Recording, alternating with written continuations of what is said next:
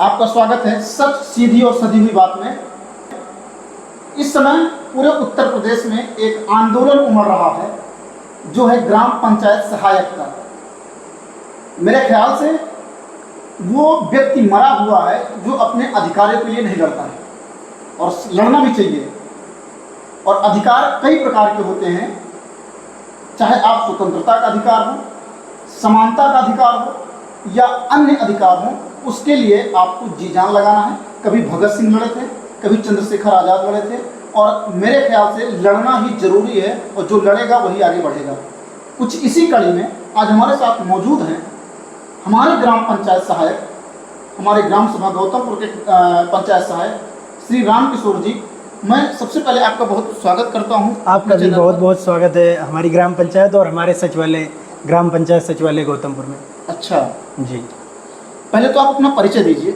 मेरा नाम राम किशोर प्रजापति है। मैं ग्राम पंचायत गौतमपुर, ब्लॉक जामू, जिला अमेठी का पंचायत सहायक हूँ। जी, आपको ये देखा जा रहा है कि इस 5, 6, 7, 8 दिनों की अगर मैं बात करूं तो इसमें आप काफ़ी बढ़ चढ़ कर के सहभागिता निभा रहे हैं, और आप एक आंदोलन स्टार्ट कर दिए हैं। इस आंदोलन के बारे में पहले कुछ बताएं। ये हम लोगों का आंदोलन हमारी ग्राम पंचायत सहायकों के समस्त जो पंचायत सहायक कर्मचारी यूनियन उत्तर प्रदेश के तत्वाधान में, जिसके प्रदेश अध्यक्ष श्री ब्रजेश कुमार मिश्रा जी हैं के द्वारा एक अभियान चलाया जा रहा है। इस अभियान को चलाने का मुख्य कारण हम लोगों का मानदेय है। हम लोगों का मानदेय मात्र 6,000 रुपये, जो कि दिन का 200 रुपये है। इसी के संबंध में हम लोग माननीय मुख्यमंत्री जी व पंचायती राज के मंत्री जी को ज्ञापन डीएम साहब और डीपीआरओ के माध्यम से सौंप रहे हैं, क्योंकि हमारे देश के प्रधानमंत्री जी है, जिसका संकल्पना है, प्रधानमंत्री जी की संकल्पना है कि 2047 तक हमें अपने भारत देश को विकसित बनाना है। हमारे उत्तर प्रदेश के मुख्यमंत्री जी का मानना है कि हमारे प्रदेश के कुशल श्रमिकों का न्यूनतम मजदूरी 15,224 रुपये है, और हम लोग विगत 4.5 वर्षों से ऊपर पंचायत सहायक के पद पर सेवा दे रहे हैं ग्राम पंचायत वासियों को। अच्छा। और हम लोगों को समय समय पर पंचायती राज विभाग द्वारा कंप्यूटर की ट्रेनिंग, पीएफएमएस की ट्रेनिंग, ई ग्राम स्वराज की ट्रेनिंग, सारी ट्रेनिंगें दी जाती हैं। हम लोग सभी कार्यों को करने में दक्ष हो गए हैं। अच्छा। अब हम लोग एक कुशल श्रेणी में आते हैं, तो हम लोगों की मांग है कि जो काम हम लोग करते हैं वही हमारे सचिव साहबान भी करते हैं, तो हम लोगों का मानदेय भी हम लोगों का सचिव साहबान के समकक्ष होना चाहिए। क्या 6,000 के सिवा कुछ और नहीं मिलता है? जी, 6,000 के अलावा हम लोगों को जो हम लोग सेवाएं देते हैं उसके सापेक्ष में प्रति सेवा 5 रुपये, वो भी कुछ सेवाएं हैं जिनका नाम मैं गिनाना चाहूँगा। आय, जात, निवास और जन्म मृत्यु, मात्र ये 5 सेवाएं हैं जो कि सर्कुलेट में रहती हैं। सर्कुलेट मतलब जो कि आम जनता को मिलती रहती हैं। बाकी कहने के लिए 234 सेवाएं हैं, लेकिन वो 234 सेवाएं नहीं दी जाती हैं। क्यों नहीं दी जाती हैं? क्योंकि वो ऐसी सेवाएं हैं जिनका लाभ ग्राम पंचायत वासी नहीं लेते हैं। उसमें से ऐसी सेवाएं हैं जैसे कि लाइसेंस बनवाना ग्राम पंचायत वासियों का नहीं काम होता है, और सारी ऐसी सेवाएं हैं जो कि ग्राम पंचायत के लोगों को नहीं लेते हैं ये लोग। अच्छा जी।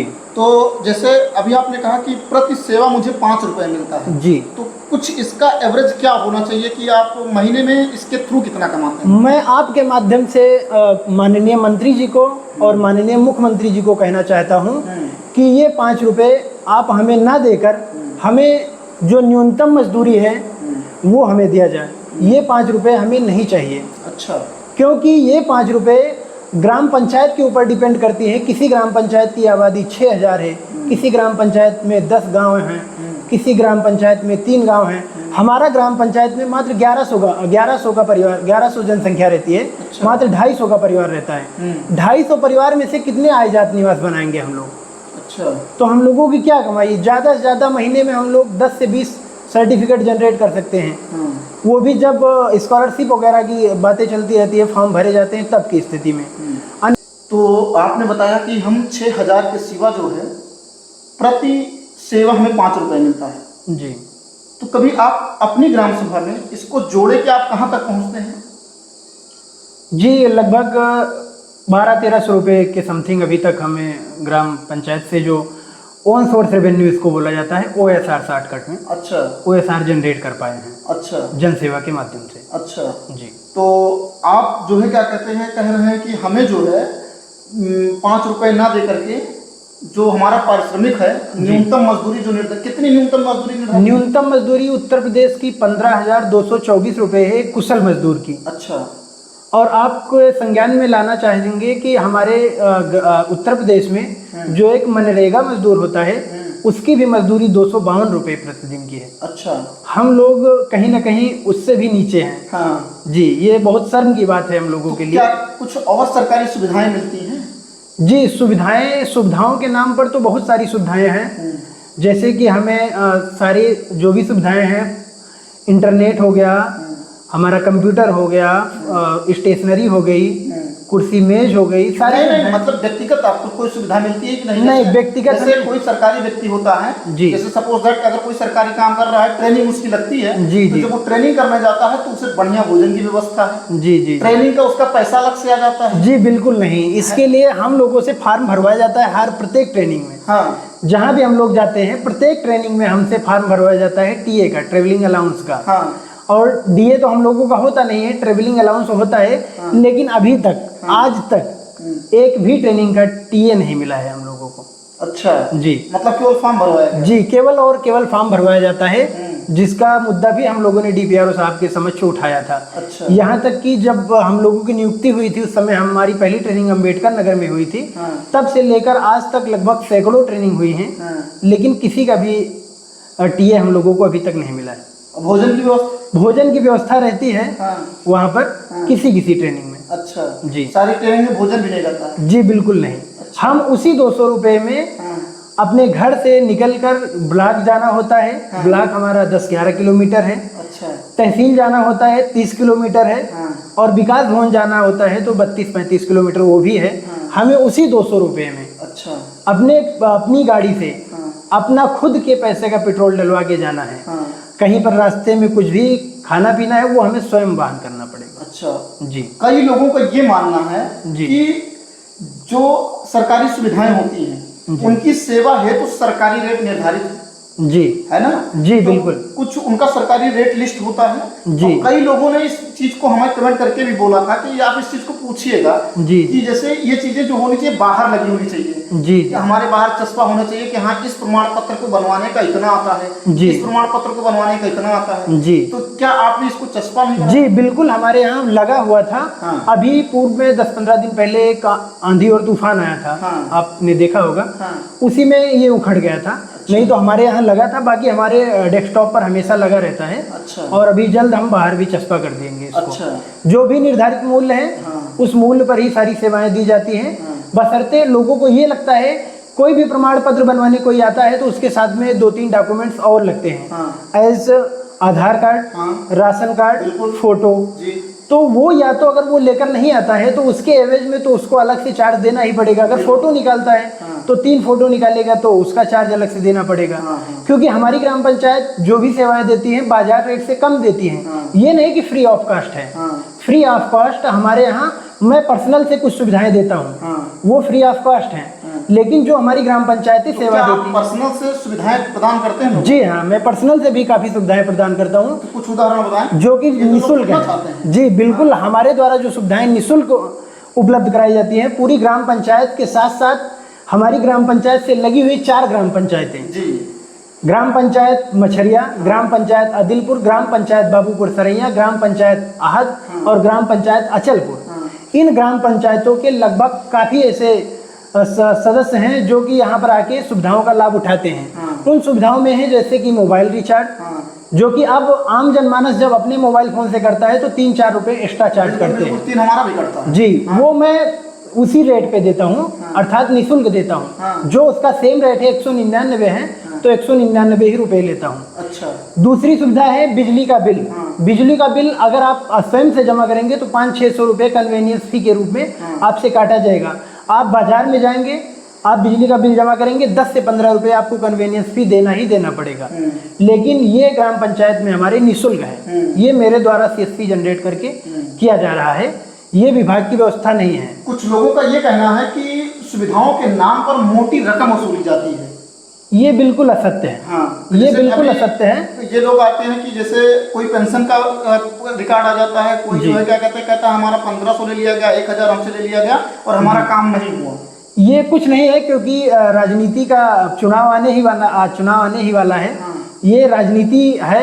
हाँ। लोग तो ऐसे भड़काने वाली बातें करते हैं। किसका होता है?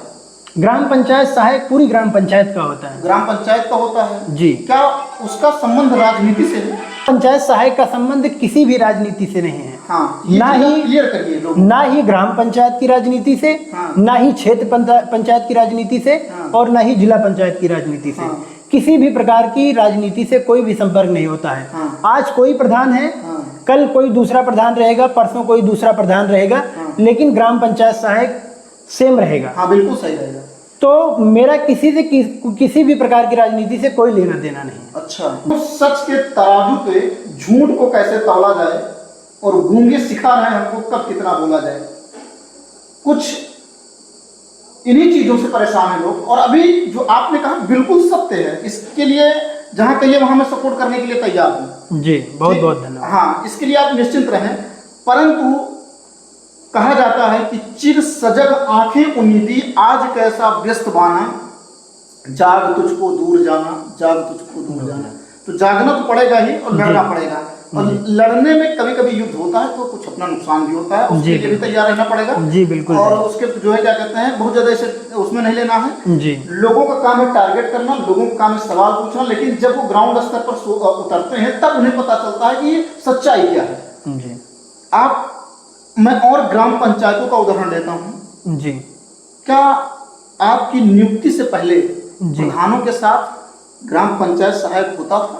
जी बिल्कुल नहीं। हम लोगों की नियुक्ति 2021 दिसंबर में हुई थी। हाँ। उसके पहले कोई भी ग्राम पंचायत सहायक नहीं हुआ करता था। हाँ। रोजगार सेवक होते थे, वो भी कुछ गांव में थे। हाँ। ग्राम पंचायत गौतमपुर में नहीं थे। अच्छा। हमारी ग्राम पंचायत में नहीं थे। हाँ। तो इसके पहले कोई भी ग्राम पंचायत सहायक नहीं हुआ करते थे। हाँ। 2021 दिसंबर हाँ। के बाद से ही हम लोगों की सेवाएं निरंतर दी जा रही हैं। अच्छा जी। तो आपको क्या परिवर्तन दिखा, आपके आने से क्या परिवर्तन हुआ? जी, बहुत अच्छा क्वेश्चन है ये आपका। 2021 से पहले, आज़ादी से 2021 तक मैं आपको एग्जाम्पल देना चाहूँगा, अपनी ही ग्राम पंचायत का दूंगा। आज़ादी से 2021 तक हमारी ग्राम पंचायत में वृद्धा पेंशन की बात की जाए, जो कि एक मूलभूत सुविधा है वृद्धा लोगों के लिए, मात्र 12 पेंशन थी। अच्छा। आज़ादी से 2021 तक ग्राम पंचायत में कुल 12 पेंशन थी। मेरे आने के बाद 4.5+ वर्षों में अभी तक लगभग 37 प्लस वृद्धा पेंशन संचालित हैं। अच्छा जी। और इसके बाद विधवा पेंशन की बात की जाए तो लगभग 14 पेंशन मात्र थी। और अभी आज लगभग 26 पेंशन संचालित है। अच्छा। विधवा की। हाँ। विकलांग पेंशन की बात की जाए तो विकलांग पेंशन मात्र 11 थी। हाँ। और आज 16 पेंशन संचालित है। अच्छा। इसके अलावा अगर बात की जाए और पारिवारिक लाभ की, तो पारिवारिक लाभ अभी तक कोई भी नहीं प्राप्त कर पाया था। जो कि किसी भी कमाऊ व्यक्ति की मृत्यु हो जाने पर 30,000 रुपये का लाभ दिया जाता है मुख्यमंत्री जी द्वारा। बिल्कुल। अभी तक किसी भी ग्राम पंचायत वासी को नहीं मिल पाया था। मेरे द्वारा लगभग 4 ग्राम वासियों को दिलाया गया। अच्छा जी। सामूहिक शादी होती है, उसमें हमारी ग्राम पंचायत से 2 लोगों की सामूहिक शादी करवाई गई है। कौन कौन था? और लगभग 6 सामूहिक शादी होता है और एक शादी अनुदान होता है। अच्छा। लगभग 6 शादी अनुदान दिलाए गए हैं। माता प्रसाद की वो है क्या? ठीक है, ठीक, कोई बात। माता प्रसाद के परिवार के हैं एक। और दूसरा है हमारे कंसराज चाचा की लड़की की शादी में। और तीसरा है राम प्रसाद की लड़की की शादी में।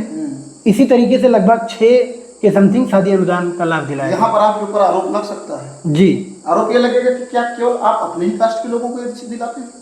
जी बिल्कुल नहीं। हाँ। ये सुविधाएं अभी तक क्या था कि ये सिर्फ पिछड़ी जात के लिए ही थी। अच्छा। ये सुविधाएं अभी तक पिछड़ी जात के लिए ही थी। हाँ। अभी 6 महीने मात्र हुए हैं। हाँ। सरकार द्वारा इस जियो का फिर से संशोधन किया गया। अच्छा। अब उसमें जनरल और SC कास्ट को भी सम्मिलित किया गया है। अच्छा। अभी भी ध्यान देने वाली बात यह है कि अभी भी उसमें मुस्लिम वर्ग के लोगों को सम्मिलित नहीं किया गया है। अब जो भी फ्यूचर में शादियां जनरल कास्ट या एससी कास्ट में होंगी, उनको भी इन सुविधाओं का लाभ जरूर दिया जाएगा। अच्छा। इन सुविधाओं को पाने के लिए कुछ नियम और शर्तें भी होती हैं, वो क्राइटेरिया भी फॉलो करना होता है। अच्छा। तभी ये सुविधाएं प्राप्त होती हैं। अच्छा। उसमें कि आय प्रमाण पत्र वगैरह सम्मिलित हैं। हाँ। जी। तो कुल मिलाकर के आप जब ये तो अभी जो आपने बताया इतना रिकॉर्ड आपके पास है जी। दूसरी चीज ये है कि जैसे अगर मैं बात करूं कि आपने कहा कि हाँ इतने से इतना हो गया, इतने से इतना एक ग्राफ आपने सेट किया, जी ठीक, क्या 4.5 साल में यही कार्य प्रधान नहीं कर सकता था? जी बिल्कुल नहीं, क्योंकि ग्राम प्रधान के पास एक कार्य नहीं होते हैं। अच्छा। वो पूरे ग्राम पंचायत का एकल नागरिक होता है जिसके पास अनेकों काम होते हैं। वो मनरेगा का भी काम देखता है, 15वें वित्त का भी काम देखता है, फर्स्ट खाते का काम देखता है, कहीं लड़ाई झगड़ा हुआ उसका काम देखता है, थाने का काम देखता है, कहीं भी कोई भी मीटिंग होती है उसमें आना जाना रहता है। और ग्राम पंचायत सहायक का सिर्फ यही काम ही है, एकल कर्मचारी है पंचायत ग्राम पंचायत सचिवालय का। ग्राम पंचायत सहायक एकल कर्मचारी है। अच्छा। तो इस वजह से वो हमेशा 8 घंटे आपको ग्राम पंचायत सचिवालय पर मिलेगा। अच्छा। इस वजह से ये सुविधाएं मिल पा रही हैं। ऐसा नहीं है कि ये सुविधाएं ग्राम पंचायत प्रधान नहीं दिला सकता, वो दिला सकता, लेकिन कहीं ना कहीं वो ग्राफ डाउन होता, वो कठिनाइयाँ आती। ये इस वजह से मैं ये नहीं कहना चाहूँगा कि नहीं दिला सकता था, लेकिन इस हद तक जो मैं 100% इफिशियंसी दे रहा हूँ ये नहीं दे सकता। अच्छा जी। चलिए, तो आप जो है क्या कहते हैं, आपका काम है कि जो वर्तमान प्रधान है उसके साथ कंधे से कंधा मिला करके लोगों को सुविधा मुहैया कराना। जी। केवल आपका यही कार्य है। जी।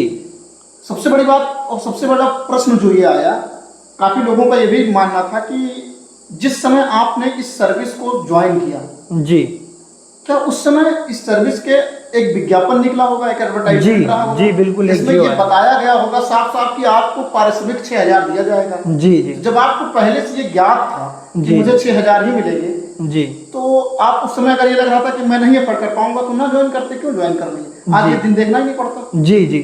किसी भी चीज की शुरुआत एक छोटे स्तर से होती है। बिल्कुल, वही मानना मेरा भी था। और पंचायत सचिवालय का एकल कर्मचारी होने के नाते ग्राम पंचायतों को सेवा और सहयोग के भावना से हमने ये पद ज्वाइन किया।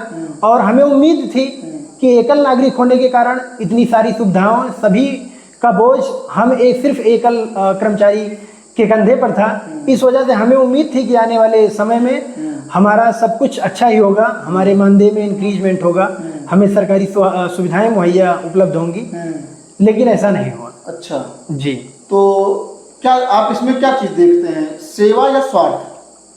मैं सेवा देखता हूँ, क्योंकि स्वार्थ तो लगभग अब हर एक चीजों में हो गया है, सभी के पास स्वार्थ है। बिल्कुल। लेकिन मैं सबसे पहले सेवा देखता हूँ। अच्छा जी। आप सबसे पहले सेवा देखते हैं? जी। उसके बाद स्वार्थ? नहीं, मैं स्वार्थ नहीं देखता हूँ, क्योंकि अगर मैं स्वार्थ देखता तो अभी 6000 में कुछ नहीं होता है।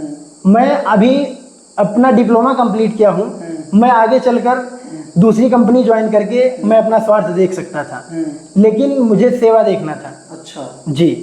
ये और मैं उसी प्रकार से सेवा देखना चाहता हूँ, उसी प्रकार से सेवा देना चाहता हूँ जिस प्रकार से एक ग्राम पंचायत में एक लेखपाल देता है, जिस प्रकार से एक ग्राम पंचायत में एक ग्राम पंचायत अधिकारी देता है, एक ग्राम पंचायत सचिव देता है, उसी प्रकार से मैं भी सेवा भावना रखता हूँ। तो ये सेवा भाव कहाँ से जगा आपके मन में? ये सेवा भाव हमारे मन में शुरू से ही था, अपनी ग्राम पंचायत को लेकर। ये प्रेरणा मन में कैसे आई? हमारे पहले लालच तो नहीं था कि यहाँ सरकारी नौकरी लग रही है? जी बिल्कुल नहीं। ऐसा कुछ भी नहीं था, क्योंकि ग्राम पंचायतों में मैं देखता था कि किसी भी काम के लिए, हमारे घर को ही लेकर था, किसी भी काम के लिए सभी को पंचायत ब्लॉक पर जाना होता था, तहसील पर जाना होता, किसी भी छोटे से छोटे काम को लेकर। ग्राम पंचायत में कोई सुविधाएं नहीं थी, लोगों को बाहर जाना होता था, बाहर भी 2-2 दिन की अपनी मजदूरी छोड़कर तब भी काम नहीं होता था। इन्हीं सभी चीज़ों को देखकर मेरे अंदर प्रेरणा जगी कि मैं अपनी ग्राम पंचायतों के सभी सदस्यों को, सभी लोगों को ज़्यादा से ज़्यादा सुविधाएं उपलब्ध कराऊंगा और किसी को भी बाहर जाने की नौबत नहीं आने दूंगा। अच्छा जी ये मेरे ख्याल से भी मैं देखा था कल, जो ऑडिट वगैरह निकाल के देखा जाता है जी। अभी आपने मेरी पंचायत जो ऐप जी है ना, तो मेरी जी पंचायत ऐप पर कल मैं अपने ग्राम सभा का डाटा देख रहा था, जी तो उसमें जो पैसा आता है पैसा जाता है, जी जी जी क्या कार्य होता है क्या नहीं होता है, जी। इसकी ऑडिट आप करते हैं कि कोई दूसरा करता है? नहीं, इसकी ऑडिट ऑडिटर द्वारा, जिला से ऑडिटर नियुक्त किए जाते हैं, अच्छा उनके द्वारा ऑडिट होती है। हाँ। और आपने बहुत अच्छा प्रश्न किया। हाँ। मैं आपके माध्यम से सभी दर्शकों को, आपके सभी दर्शकों को बताना चाहूँगा कि मेरी ग्राम पंचायत ऐप है, जो कि भारत सरकार द्वारा लॉन्च किया गया है, जिसके माध्यम से उत्तर प्रदेश के नहीं पूरे भारत के किसी भी ग्राम पंचायत का डाटा देखा जा सकता है कि हमारी ग्राम पंचायत में कितना कार्य हुआ है, उसके लिए कितना धन आया था और कितना धन व्यय हुआ है, हमारी ग्राम पंचायत में इंफ्रास्ट्रक्चर क्या है, हमारी ग्राम पंचायत में क्या क्या सुविधाएं उपलब्ध हैं, हमारी ग्राम पंचायत में कौन कौन से कर्मचारी हैं, ये सारी सुविधाएं आपको मेरी ग्राम पंचायत के माध्यम से देखने को मिल जाएंगी। अच्छा, जैसे मैं एक सेशन देख रहा था कि 2021 और 22 का, जी उसमें मुझे ये दिखा जी कि क्या कहते हैं, एक साल का जो यहाँ से अपेक्षित राशि करके भेजी गई वो लगभग 30 लाख भेजी गई, जी और 30 लाख जब भेजी गई तो गवर्नमेंट ने हमको 9 लाख रुपए दिया। जी ठीक, और जी। जब 9 लाख रुपए दिए तो उसमें से जो हम खर्च किए जी वो भी लगभग 8 लाख के आसपास खर्च हुआ। जी जी लेकिन मैं ये देखता हूँ कि उसमें मैं ये देखा हूँ कि पैसे तो लगातार निकले हैं जी। लेकिन और उसमें हर साल ये देखने को मिला कि कभी 8 लाख, कभी 9 लाख, कभी 10 लाख, कभी 12 लाख, जी। लेकिन उस लायक मुझे कोई काम नजर नहीं आया। जी मैं एक ग्राम पंचायत नागरिक होने के नाते पूछ रहा हूँ जी, कि जी। मेरी भी ग्राम सभा है, जी बिल्कुल। मैं जो है क्या कहते हैं देखना चाहता हूँ कि अगर 10 लाख निकला है जी जी तो वो ग्राउंड में होना चाहिए, जी क्यों नहीं है? और किसकी देख रेख भी की आपका भी जिम्मेदारी है कि नहीं है? जी बिल्कुल जिम्मेदारी है। हम लोगों के सहयोग से ही जो भी काम होता है, हाँ। ग्राम पंचायत सहायक का, ग्राम पंचायत सचिव का, ग्राम प्रधान का, सभी का सामंजस्य होकर सहयोग होके काम होता है। जहाँ तक आपका सवाल था कि आप हम लोगों के द्वारा 30,000 की मांग की जाती है। पहले तो ये बताइए कि जी। जो मेरी पंचायत में डाटा है, जी क्या मैंने सही पढ़ा है कि उसमें कुछ वेरिएशन होता है? नहीं, कुछ वेरिएशन होता है, वही मैं कैसे? आपको बताना चाहता हूँ। हाँ। जैसे कि आपने कहा कि 30 लाख का हमारा डिमांड भेजा गया, हाँ। लेकिन मिला हमें 9 लाख रुपए। हाँ। 9 लाख रुपए जो मिलता है वो पिछले प्रीवियस ईयर का भी उसी में ऐड रहता है, पहली चीज है। हाँ ठीक है, बिल्कुल। दूसरी चीज, अगर किसी भी मद में धन आया है, हाँ। चाहे वो जेजेएम को लेकर हो, जल जीवन मिशन को लेकर, या फिर किसी माध्यम से आरआरसी सेंटर बनना हो। हैंडपंप मरम्मत के नाम पर 19,000 निकल जाते हैं। जी हैंडपंप मरम्मत के नाम पर 19,000 खाते से बाहर आ जाते हैं, जी जी और लेकिन लगता नहीं कि 19,000 लग गया। जी, लगभग लगता है, वो एक मानक होता है, हमारे जेई साहब मानक निर्धारित करते हैं, अच्छा, लगता है। और इसके लिए इस फर्जीवाड़े को अगर कहीं ना कहीं अगर थोड़ा बहुत फर्जीवाड़ा होता भी है, हाँ। तो उसके लिए हम लोगों के माध्यम से सजेशन दिया गया है निदेशालय को, हाँ। और निदेशालय उस पर तत्पर भी है। हाँ। जिसके क्रम में पंचायती राज मंत्री जी द्वारा 3 दिन पहले वीसी बुलाई गई थी, और उसमें साफ स्पष्ट निर्देश जारी किए गए हैं कि उत्तर प्रदेश के समस्त हैंडपंपों का जियो टैगिंग किया जाएगा। अच्छा। और सभी को एक नंबर उपलब्ध कराया जाएगा, जो कि वो सिर्फ उसी नल के लिए होगा।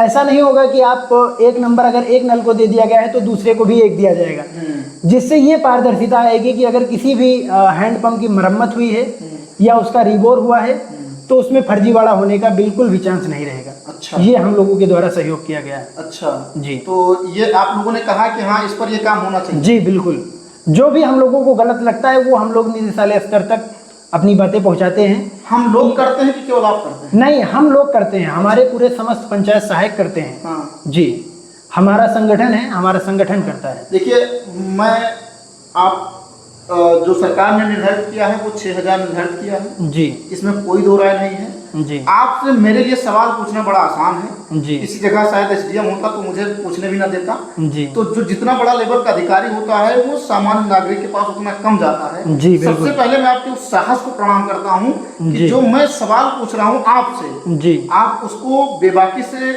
उत्तर दे रहे हैं, ये आपके लिए एक बहुत बड़ी उपलब्धि है। और मैं चाहूँगा, जी। और जहाँ तक मेरी रीचिंग है या वीडियोस हमारे लोग देखते हैं, कुछ अच्छे भी लोग हैं, कुछ अधिकारी भी हैं, और कुछ मैं कहूँ तो नेता मंत्री और राजनीति से भी जुड़े हुए हैं, लखनऊ तक लोग जुड़ते हैं। उन सभी से कहना चाहता हूँ कि जो इनकी लड़ाई है सहयोग करें, साथ आए। केवल इनकी लड़ाई इनकी नहीं है।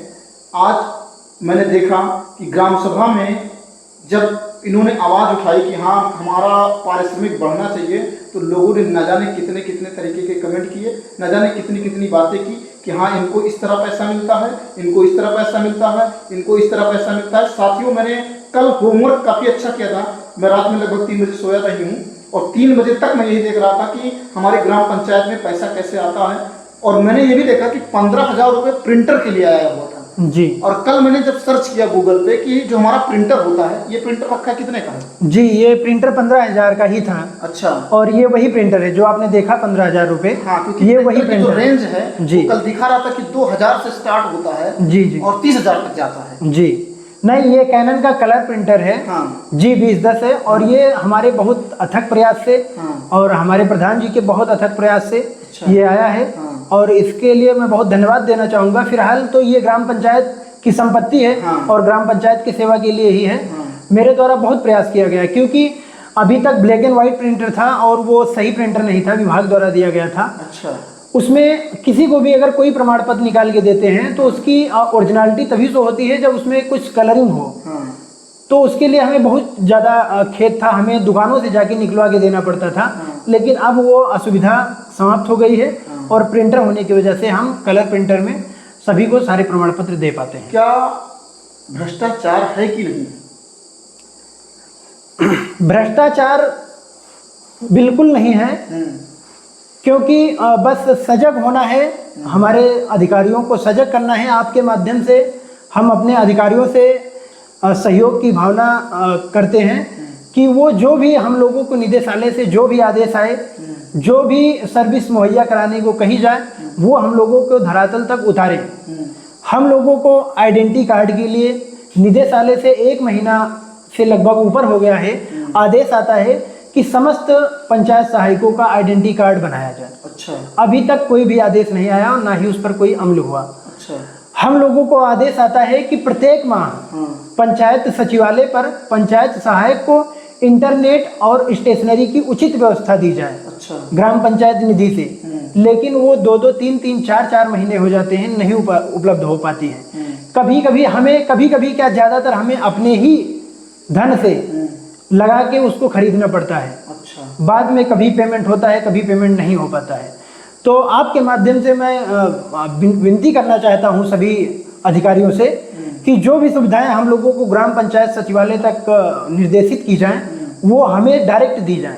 ग्राम सभा के लोगों के लिए क्या संदेश है? ग्राम सभा के लोगों के लिए मेरा सीधा संदेश है कि आप सभी के लिए हमारा सचिवालय, ग्राम पंचायत सचिवालय आपका हमेशा 10 से 5 तक लेकर खुला रहता है। बशर्ते उसमें कुछ समय सीमाएं ऐसी होती हैं, हम लोगों को काफ़ी काम दे दिए जाते हैं।